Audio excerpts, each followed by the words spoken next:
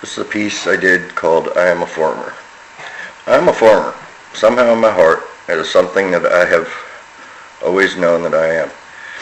It really began at age 5 when I was given a coleus plant from the Department of Recreation staff for my 5th birthday. This was a wonderful program that focused on keeping kids off the streets and out of trouble. This was back when people mattered more than budgets. I remember taking the plant to my grandmother, Dana, and I presented the plant to her. It was a sickly little thing.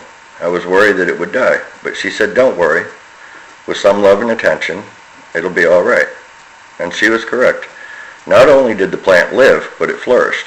In fact, at one point, I believe almost every adult family member had a clipping from that plant. I developed a love for gardening because of my father and all that he taught me about growing food and tending the land. I still take fish from my pond and I put them in the growing areas for natural fertilizer. I believe that Dad was happiest when he could share the products of his efforts with others. I fully understand where he was coming from. It is the one effort that I can handle that makes me feel useful and a viable part of the community. I've learned that over the years there are trials and tribulations that come with farming. Some years are outstanding for production and other years are a bust, where you don't reach as many as you would like.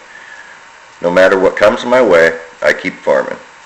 I learned a valuable lesson in faith this past year, and I thank Ty LaValle for pointing it out.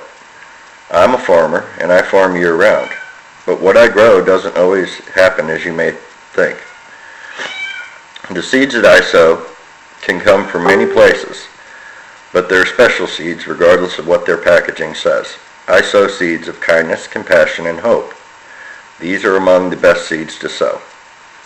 What these seeds become when you look in the garden are a bit of an optical illusion.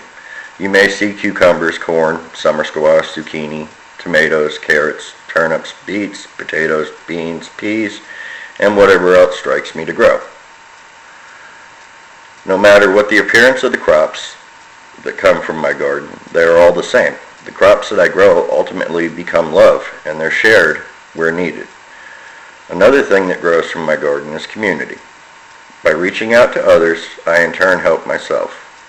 Gardening forces me to engage in something that is greater than myself. It gets me outside, and it helps me to engage my neighbors during times when my PTSD is almost crippling.